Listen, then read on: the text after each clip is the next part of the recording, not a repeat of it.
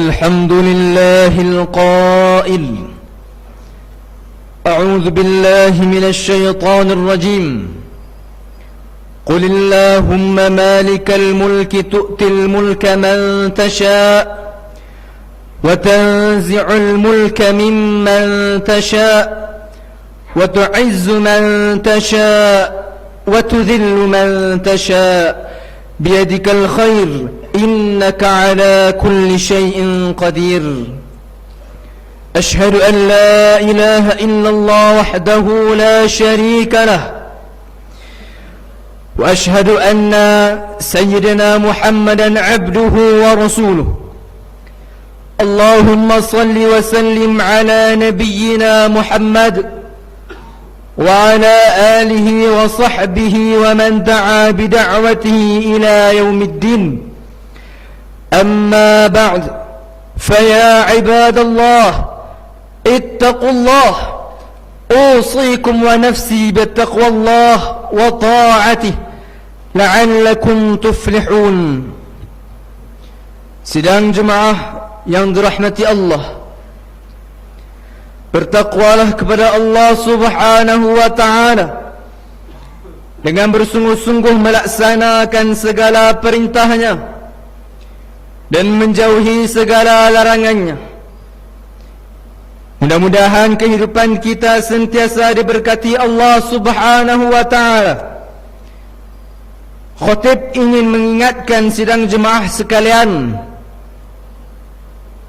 agar menumpukan sepenuh perhatian kepada khutbah yang akan disampaikan dan tidak melakukan perbuatan yang sia-sia seperti berbual-bual atau bermain telefon sebagaimana diperintahkan atau sebagaimana diperingatkan daripada hadis dalam Sunan Abi Daud daripada Ali radhiyallahu anhu bahwa beliau mendengar Rasulullah sallallahu alaihi wasallam bersabda, "Wa man lagha falaysa lahu fi jumu'atihi tilka syai'."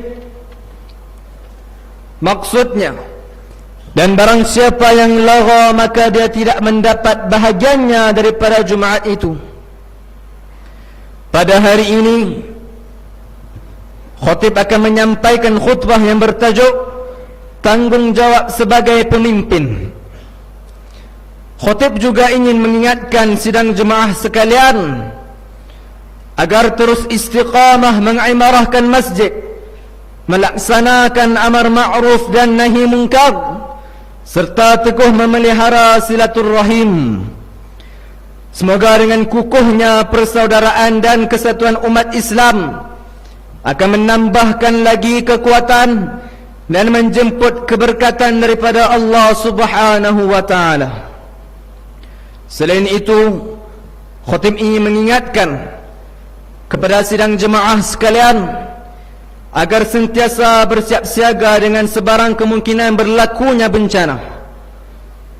Mudah-mudahan Allah subhanahu wa ta'ala melindungi dan menjauhkan kita dari sebarang bala bencana.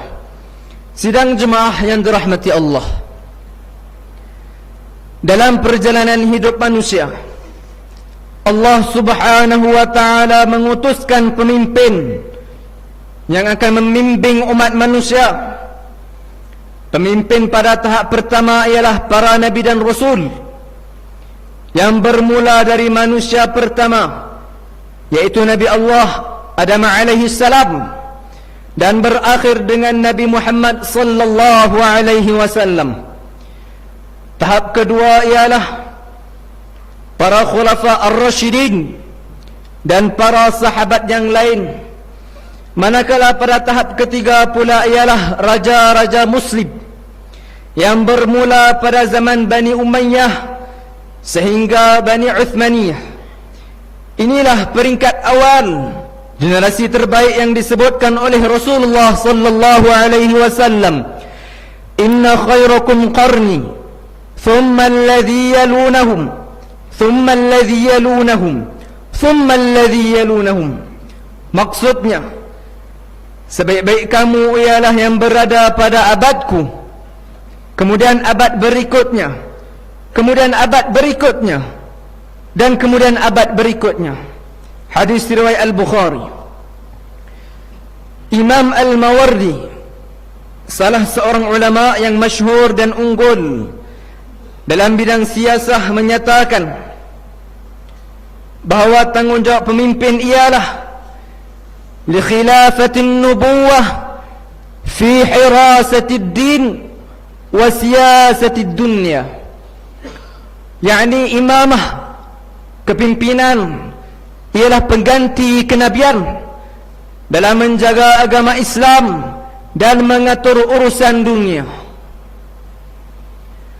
Jadi secara umumnya pemimpin Islam bertanggungjawab meneruskan perjuangan Rasulullah sallallahu alaihi wasallam dalam memelihara dan menjaga serta mentadbir dan mengurus dunia ini dengan panduan Islam. Dalam urusan memelihara agama dan mentadbir dunia dengan agama, para ulama telah membahagikan 4 tanggungjawab penting pemimpin Islam, yaitu yang pertama, menegakkan masyarakat Islam. Yang kedua, menegakkan keadilan dalam masyarakat. Yang ketiga, menyebarkan dakwah Islamiyah. Dan yang keempat, mempertahankan Islam dan bumi umat Islam. Sidang jemaah yang dirahmati Allah, pemimpin bukan sekadar tanggungjawab. Pemimpin bukan sekadar bertanggungjawab memberikan khidmatnya kepada negara dari segi pembangunan fizikal sahaja, tetapi yang lebih penting daripada itu ialah pemimpin mesti berusaha menyelamatkan rakyat daripada segala bahaya dan malapetaka akhirat. Oleh sebab itu, tanggungjawab pemimpin ialah menyampaikan risalah Islam kepada semua rakyatnya. Allah Subhanahu wa taala berfirman dalam surah Al-Hajj ayat 41, A'udzu billahi minasyaitonir rajim. Alladzina in makkannahum fil ardh wa aqamus shalah wa atuz zakah wa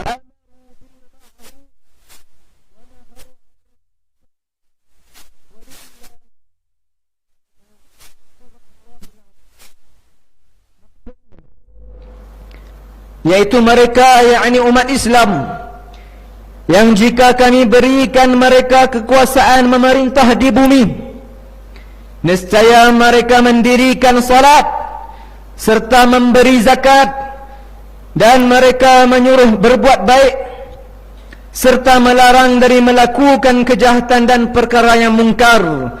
Dan ingatlah, bagi Allah jualah kesudahan segala urusan. Ketika mana Rasulullah sallallahu alaihi wasallam mengutuskan Muaz radhiyallahu an ke Yaman, baginda Rasulullah sallallahu alaihi wasallam berpesan kepada Muaz, sesungguhnya engkau akan mendatangi satu kaum dari ahli kitab, maka perkara yang pertama yang mesti engkau ajarkan kepada mereka ialah menyembah Allah. Sekiranya mereka telah mula mengenal Allah, maka beritahu kepada mereka bahawa Allah Subhanahu wa ta'ala telah mewajibkan kepada mereka salat 5 waktu pada siang dan malam.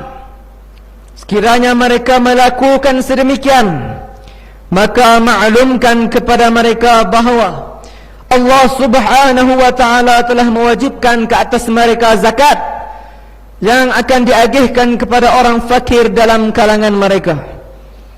Dan sekiranya mereka menurut perintah, maka ambillah dari mereka dan berhati-hatilah dari harta berharga milik manusia. Sahih Al-Bukhari. Pesanan Rasulullah sallallahu alaihi wasallam kepada Muaz ini menunjukkan kepada kita bahawa tugas menyuruh manusia kepada Islam merupakan tugas utama para pemimpin. Imam Al-Mawardi dalam kitabnya Al-Ahkam Al-Sultaniyah menyenaraikan antara tugas pemimpin ialah mempertahankan kedaulatan Islam dan memantapkan akidah umat Islam pada jalan yang benar dan diridai oleh Allah Subhanahu wa taala. Maka tidak dapat tidak, para pemimpin Islam mesti melaksanakan tugas dan amanahnya menyeru umat Islam kepada Allah Subhanahu wa taala. Sidang jemaah yang dirahmati Allah, tugas pemimpin juga ialah menjadi contoh teladan dari sudut kepimpinan yang baik dan berakhlak, sebagaimana Rasulullah sallallahu alaihi wasallam yang memiliki akhlakul Quran, yakni akhlak yang menyejukkan mata memandang dan menyenangkan telinga yang mendengar. Dengan akhlak yang mulia itulah yang akan mendorong manusia memilih Islam sebagai pegangan hidup mereka. Selain itu, para pemimpin mestilah bertanggungjawab dalam setiap amanah yang telah diberikan, ikhlas dalam melaksanakan tugas, dan sentiasa mengambil berat tentang keperluan rakyat. Perlu diingat juga bahawa para pemimpin tidak boleh mengambil kesempatan atas peluang yang ada, seperti mengumpul kekayaan sendiri, rasuah, salah guna kuasa, pecah amanah, menipu dan lain-lain lagi. Hal ini bertepatan dengan peringatan tegas daripada baginda Rasulullah sallallahu alaihi wasallam, "Ma min 'abdin yastar'ihi Allahu ra'iyyah yamutu yawma yamut wa huwa ghashun li ra'iyyatihi illa harrama Allahu 'alaihi al-jannah." Maksudnya, tidak ada seorang hamba yang diberikan tanggungjawab untuk memelihara rakyat sedangkan dia mati dalam keadaan menipu rakyatnya, melainkan Allah mengharamkannya syurga. Hadis riwayat Imam Muslim. Sidang jemaah yang dirahmati Allah,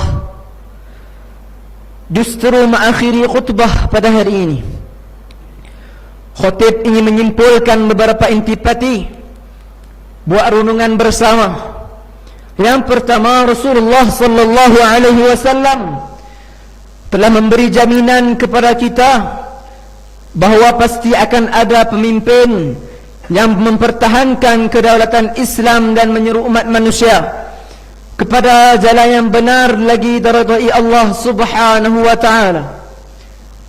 Yang kedua, pemimpin bukan sekadar bertanggungjawab memberikan khidmatnya kepada negara, sama ada dari segi pembangunan fizikal, tetapi yang lebih penting daripada itu ialah pemimpin mesti berusaha menyelamatkan rakyat daripada segala bahaya malapetaka akhirat. Yang ketiga, Rasulullah sallallahu alaihi wasallam memberi peringatan yang sangat tegas kepada para pemimpin agar tidak berlakon atau menipu rakyat setelah mereka diberi kekuasaan untuk memerintah. Firman Allah Subhanahu wa taala, "Inna Allah ya'murukum an tu'addu al-amanati ila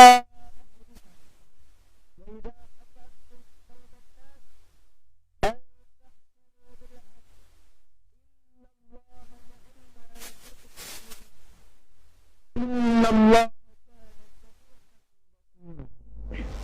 Maksudnya, sesungguhnya Allah menyuruh kamu supaya menyerahkan segala jenis amanah kepada ahlinya, yakni yang berhak menerima, dan apabila kamu menjalankan hukum antara manusia, Allah Subhanahu wa ta'ala menyuruh kamu menghukum dengan adil. Sesungguhnya Allah Subhanahu wa ta'ala dengan suruhannya itu memberi pengajaran yang sebaik-baiknya kepada kamu. Sesungguhnya Allah itu maha mendengar lagi maha melihat. Barakallahu li wa lakum bil Qur'anil azim ونفعني وإياكم بما فيه من الآية والذكر الحكيم وتقبل مني ومنكم تلاوته إنه هو السميع العليم أقول قولي هذا وأستغفر الله لي ولسائر المسلمين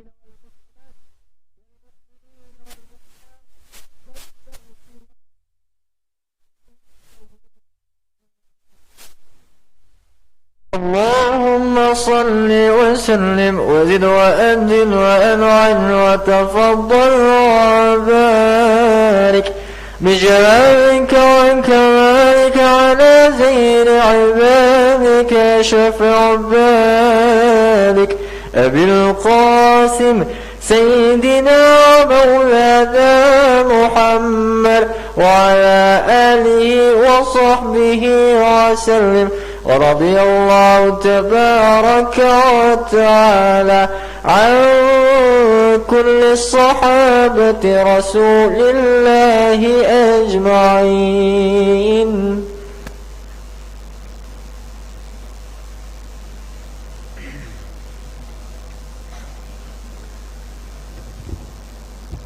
الحمد لله رب العالمين والصلاة والسلام على سيدنا محمد النبي الأمين وعلى آله وأصحابه الطاهرين ومن تبعهم بإحسان إلى يوم الدين. أشهد أن لا إله إلا الله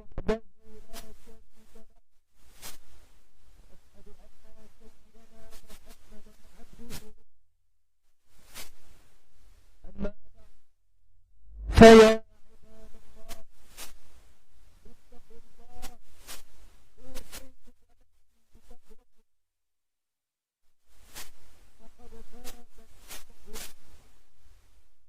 sidang jemaah yang dikasihi Allah Subhanahu wa taala, bertakwalah kepada Allah Subhanahu wa taala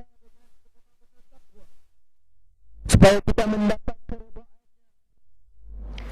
khutib juga ingin menyeru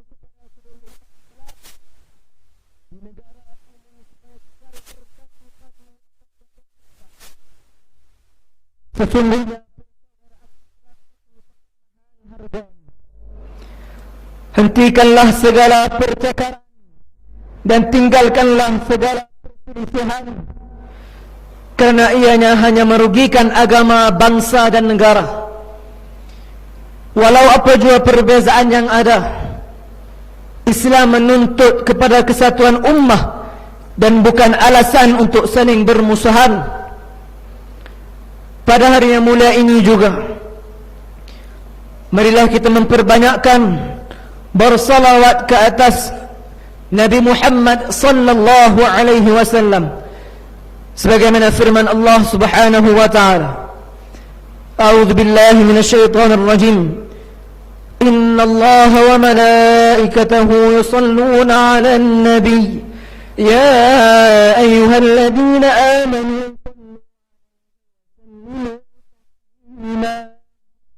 اللهم صل على سيدنا محمد وعلى آل سيدنا محمد كما صليت على سيدنا إبراهيم وعلى سيدنا إبراهيم وبارك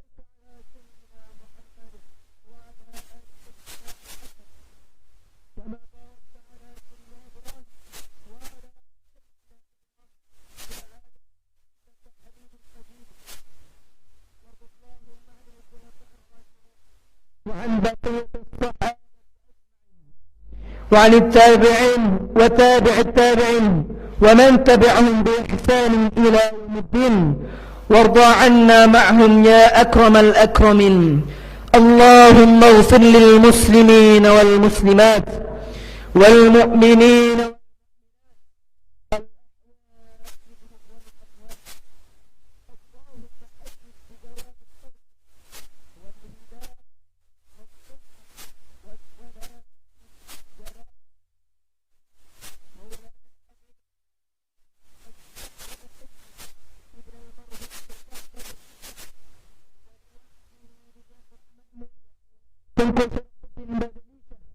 وجميع الأسرة الملكية.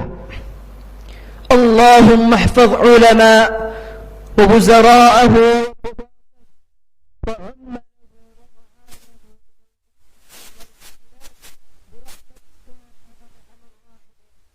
اللهم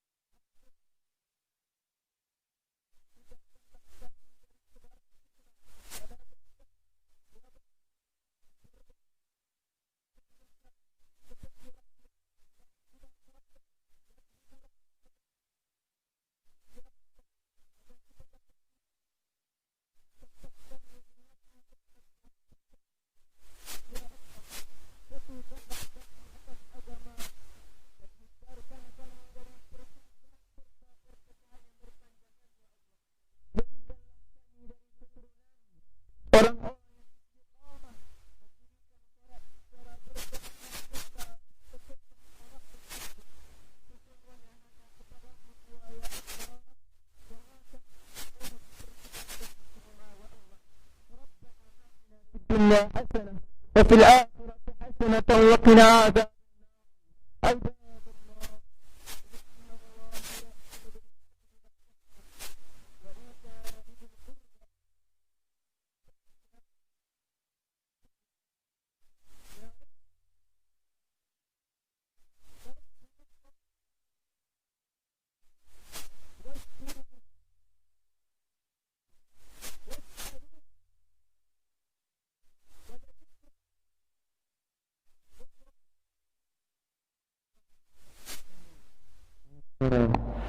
الله أكبر الله أكبر